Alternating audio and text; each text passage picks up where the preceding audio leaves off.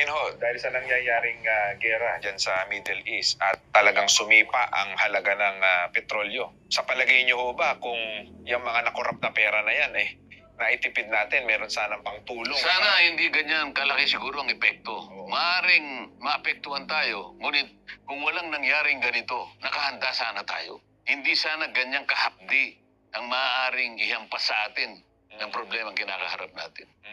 Ngayon, parang hubad ang tao na nakaambang mga panganib. Hindi lang pang-ekonomiya ito Sa lahat ng bahagi ng ating national life, tatamaan tayo rito. Yeah. Transportation, agriculture, manufacturing, industries, lahat Lalong-lalo na yung mahihirap. Sana hindi nangyari ito. Merong tayong kahandaan sana. May sapat tayo sanang pananggalang. Bagsak ang ating ekonomiya. Tsaka darating ang ganitong klaseng problema. Ito yung aking inaalala. Pagkatapos, maghahalok-kip pa ng mga kamay. I-delay, foot dragging. Yeah. Bakit?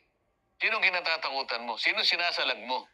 Saan mo gustong dalhin ang pag-uusap na ito? Nahalata ng tao ito. Hindi ako namimersonal. Ngunit palagi akong magpapaalala kahit sino man ang tamaan. Sapagkat ang aking tinutukoy palagi, yung direksyon papunta sa ikahanap ng lahat ng may kasalanan sa nangyaring ito. Obses ako hindi dahil sa kanyang katauhan.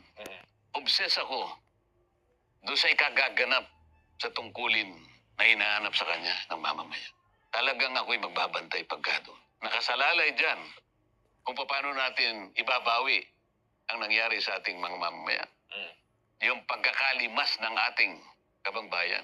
Yun ang binabantayan ko. Obses ako kung ang pag-uusapan ay yung pagganap ng dapat na gawin niya alang-alang sa bayan at sa mamamayan. Tama naman yun para sa interes ng Pilipino. Bilang Panguli, mensahe niyo ho sa mga kababayan natin na patuloy na sumusuporta, naniniwala ho sa inyo. Anong masasabi niyo doon sa mga supporter ninyo? Ang importante ay magawa natin ang lahat ng ito.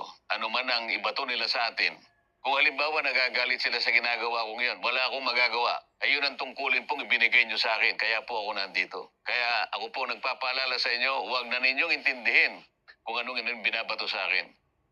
Ang intindihin po ninyo ay ang inyong kapakanan na kailangan po nating ilaban sa lahat ng pagkakataon at kahit saan tayo makarating. Maraming salamat, Senator.